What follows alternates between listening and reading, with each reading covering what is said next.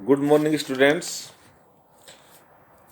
इससे पिछले वीडियो में हमने भारतीय संविधान द्वारा हमको जो मूल अधिकार दिए गए या जो मूल अधिकार भारतीय संविधान द्वारा हमको प्रदान किए गए उनके बारे में हमने अध्ययन किया था। मूल अधिकारों के प्रति अक्सर देखा गया है कि मूल अधिकारों के प्रति हम हमेशा सजग रहते हैं, लेकिन भारतीय संविधान द्वारा कुछ मूल कर्तव्य भी दिए गए हमको, जिनके प्रति अक्सर देखा गया है कि हम उदासीन रहते हैं।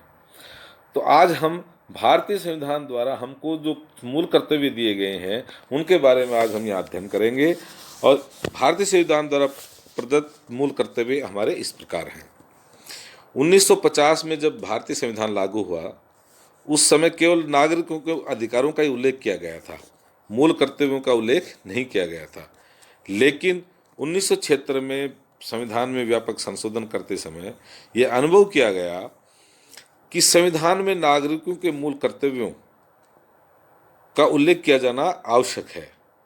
अतः भारत के संविधान के भाग 4 के बाद भाग 4A जोड़ा गया, जिसमें मूल कर्तव्यों की व्यवस्था की गई। ये 10 मूल कर्तव्य हमारे इस प्रकार हैं।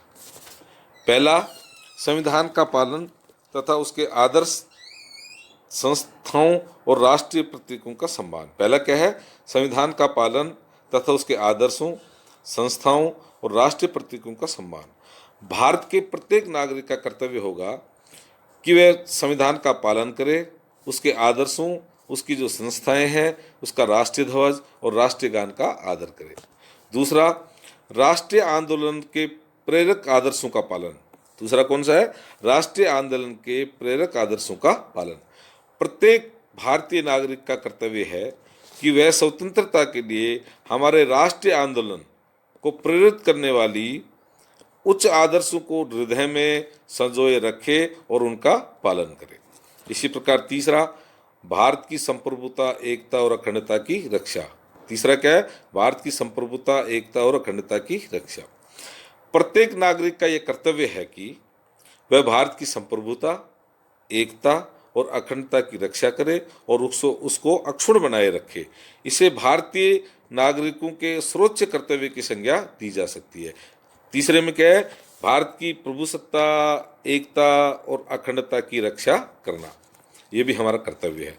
चौथा, देश की रक्षा और राष्ट्र सेवा। प्रत्येक भारतीय नागरिक का यह कर्तव्य है कि वह देश की रक्षा करे और बुलाए जाने पर राष्ट्र की सेवा करे। पांचवा, भारत के लोगों में समरसता और भ्रातृत्व की भावना का विकास। पांचवा कौन सा है? भारत के लोगों में समरसता और भ्रातृत्व की भावना का विकास। भारत के सभी भागों में समरसता और समान भ्रातृत्व की भावना का विकास करे, जो धर्म, भाषा, प्रदेश या वर्ग पर आधारित सभी भेदभावों से परे हो और ऐसी प्रथाओं का त्याग करे जो स्त्रियों के सम्मान के विरुद्ध हों। इस प्रकार 2 कर्तव्यों का बोध कराया गया है। इसमें भारत के लोगों में समरसता और भ्रातृत्व की भावना में 2 प्रकार के कर्तव्यों का बोध करवाया गया है। पहला है समस्त भारतीयों के मध्य समरसता, भ्रातृत्व की भावना का विकास, और दूसरा स्त्रियों का सम्मान करना। ये भी हमारे मूल कर्तव्यों में। छठा है समन्वित संस्कृति की गौरवशाली परंपरा की रक्षा। छठा क्या है? समन्वित संस्कृति की गौरवशाली परंपरा की रक्षा। हमारी समन्वित संस्कृति की गौरवशाली परंपरा का महत्व समझे और उसका संरक्षण करे। अगला है प्राकृतिक पर्यावरण की रक्षा तथा सभी प्राणियों के प्रति दया भाव। प्राकृतिक पर्यावरण, जो अपना पर्यावरण है, इसकी रक्षा करना और जो प्राणी हैं, सभी प्राणी हैं, उनके प्रति एक दया का भाव रखे। प्रत्येक नागरिक का यह कर्तव्य है कि प्राकृतिक पर्यावरण की, जिसमें के अंतर्गत वन, झील, नदी, अन्य जीव भी हैं, उनकी रक्षा करे और उनका संवर्धन करे तथा प्राणी मात्र के प्रति दया भाव रखे। आठवां, वैज्ञानिक दृष्टिकोण, मानववाद और ज्ञानार्जन का विकास। आठवां क्या है? वैज्ञानिक दृष्टिकोण, मानववाद और ज्ञानार्जन का विकास। प्रत्येक नागरिक का कर्तव्य है कि वैज्ञानिक दृष्टिकोण, मानववाद और ज्ञानार्जन तथा सुधार की भावना का विकास करें। 9वां है सार्वजनिक संपत्ति की सुरक्षा व हिंसा से दूर रहना। प्रत्येक नागरिक का ये कर्तव्य है कि वो सार्वजनिक संपत्ति को सुरक्षित रखे व हिंसा से दूर रहे। और 10वां है व्यक्तिगत तथा सामूहिक उत्कर्ष का प्रयास। 10वां क्या है? व्यक्तिगत तथा सामूहिक उत्कर्ष का प्रयास। प्रत्येक नागरिक का कर्तव्य है कि व्यक्तिगत व सामूहिक गतिविधियों के सभी क्षेत्रों में उत्कर्ष की ओर बढ़ने का सतत प्रयास करें, जिससे राष्ट्र निरंतर बढ़ते हुए प्रगति और उपलब्धि की नवीन ऊंचाइयों को छू सके। अब 11वां 86वें संविधान संशोधन द्वारा, कौन से संशोधन? 86वें, जो हुआ था 2002 में। इसके द्वारा 11वां मूल कर्तव्य और जोड़ा गया, अनुच्छेद 51 क को संशोधित करते हुए। किसको? अनुच्छेद क को संशोधित करते हुए 11वां मूल कर्तव्य जोड़ा गया। यह माता पिता या संरक्षक का यह कर्तव्य होगा कि 6 से 14 वर्ष की उम्र के अपने बच्चों की शिक्षा के लिए अवसर प्रदान करें। तो भारतीय संविधान में अब कितने मूल कर्तव्य हैं? 11 मूल कर्तव्य। 11वां कब जोड़ा गया था? 86वें संविधान संशोधन जो सन 2002 में हुआ था, अनुच्छेद 51 क में संशोधन करके 11वां मूल कर्तव्य जोड़ा गया। ये था माता पिता या संरक्षक का यह कर्तव्य होगा कि 6 से 14 वर्ष की उम्र के अपने बच्चों को शिक्षा के लिए अवसर प्रदान करें। तो ये तो थे हमारे मूल कर्तव्य। अब मूल कर्तव्य की कुछ आलोचकों ने आलोचनाएं भी की हैं। वो आलोचनाएं इस प्रकार हैं, जिनके आधार ये हैं। पहला, कर्तव्यों के उल्लंघन पर दंड की व्यवस्था नहीं है। कर्तव्यों के उल्लंघन पर दंड की व्यवस्था नहीं है। अपन ने से पहले जो मूल अधिकार पढ़े थे, उस मूल अधिकारों में अपने को एक संवैधानिक उपचारों का अधिकार दिया गया था।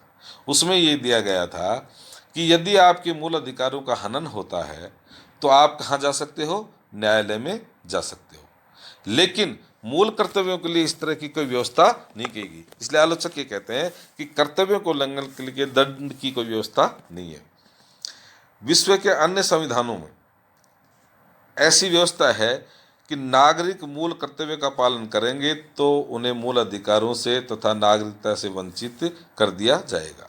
नागरिक यदि मूल अधिकारों का पालन नहीं करेंगे, मतलब अन्य देशों में क्या व्यवस्था की गई है कि यदि नागरिक अपने मूल अधिकारों का पालन नहीं करते हैं तो उनको मूल कर्तव्यों का पालन नहीं करते हैं तो उनको मूल अधिकारों से और नागरिकता से वंचित कर दिया जाएगा। किंतु भारतीय संविधान में मूल कर्तव्यों का उल्लंघन किए जाने पर दंड की व्यवस्था नहीं की गई है।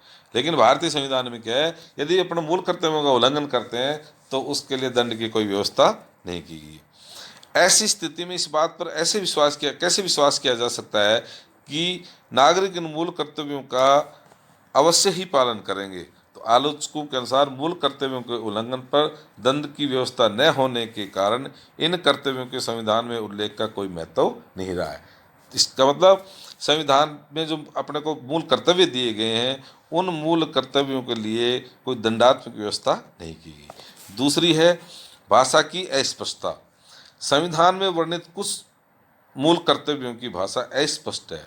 उदाहरण के लिए वैज्ञानिक दृष्टिकोण, मानववाद, सुधार की भावना का विकास और सभी क्षेत्रों में उत्कृष्टता के प्रयास आदि ऐसी बातें हैं जिनकी व्याख्या विभिन्न व्यक्ति अपने अपने दृष्टिकोण एवं मान्यता के अनुसार मनमाने रूप से कर लेते हैं। भाषा की स्पष्टता के कारण जो ये वैज्ञानिक दृष्टिकोण है, मानववाद है, सुधारवाद की भावना है, इन सब का उल्लेख व्यक्ति अपने अपने हिसाब से अपने अपने दृष्टिकोण से करता है। तीसरा है अत्यधिक आदर्शवादी। अपने मूल कर्तव्य व्यवहारिक न होकर के आदर्शवादी हैं। कैसे हैं? आदर्शवादी। और उदाहरण के लिए मैं बता दूं आपको, राष्ट्रीय आंदोलन के प्रेरक आदर्शों का पालन, समन्वय समिति की गौरवशाली परंपरा की रक्षा, वैज्ञानिक दृष्टिकोण, मानववाद और ज्ञानार्जन का विकास आदि ऐसी बातें हैं जो ये आदर्शवाद की बातें ज़्यादा लगती हैं, व्यवहारिक कम लगती हैं। चौथा है शासन के अत्याचार की आशंका। कुछ पक्षों द्वारा यह आशंका भी व्यक्त की गई कि मूल कर्तव्यों का उल्लेख करने के लिए जिस शब्दावली को अपनाया गया उसकी आड़ में शासन जनता पर अत्याचार कर सकता है। उदाहरण के लिए भारत की प्रभुसत्ता के नाम पर शासन की प्रभुसत्ता स्थापित करने का प्रयास किया जा सकता है। और पिछले 40 वर्षों में इस तरह की सफल और असफल चेष्टाएं की जा चुकी है। अगला, मूल कर्तव्यों का महत्व। मूल कर्तव्यों का महत्व क्या है? यह सर्वमान्य तथ्य है कि कर्तव्यों का पालन किए बिना अधिकारों का उपयोग संभव नहीं है। हमारे संविधान निर्माताओं ने सोचा कि भारतीय नागरिक राष्ट्रीय आंदोलन के उच्च आदर्शों से प्रेरित हैं, अतः उनमें कर्तव्य बोध सदैव ही बना रहेगा और वे अपने कर्तव्यों का पालन करेंगे। लेकिन छठे सातवें दशक में देखा गया कि नागरिकों का दायित्व बोध कमजोर पड़ने लगा, अतः संविधान में मूल कर्तव्यों का उल्लेख करने की आवश्यकता अनुभव की गई। केवल कुछ ही कर्तव्यों की भाषा स्पष्ट है, अधिकांश कर्तव्यों की भाषा और भाव नितांत स्पष्ट तथा उनका महत्व स्वयं सिद्ध है। इसमें संविधान के प्रति निष्ठा और राष्ट्रीय ध्वज व राष्ट्रीय गान का आदर तथा भारत की एकता और अखंडता की रक्षा विशेष उल्लेखनीय है। भारत जैसे बहुधर्मी और बहुभाषी समाज में समन्वित संस्कृति की रक्षा भी एक महत्वपूर्ण कर्तव्य है। इसके अतिरिक्त नागरिक चेतना को विकसित किए जाने की आवश्यकता है, जिससे शासन कभी भी कर्तव्यों को लागू करने के नाम पर मनमाना आचरण नहीं कर सकते। तो ये थे अपने मूल कर्तव्य। तो छात्रों, जिस तरह से हम अपने मूल अधिकारों के प्रति सजग हैं, मैं ये आशा करता हूँ कि उसी तरह हम अपने मूल कर्तव्यों के प्रति भी सजग रहेंगे, जिससे कि ये अपने अंतरात्मा का विषय है, लेकिन फिर भी अपने को मूल कर्तव्यों के प्रति सजग रहने की आवश्यकता है। धन्यवाद।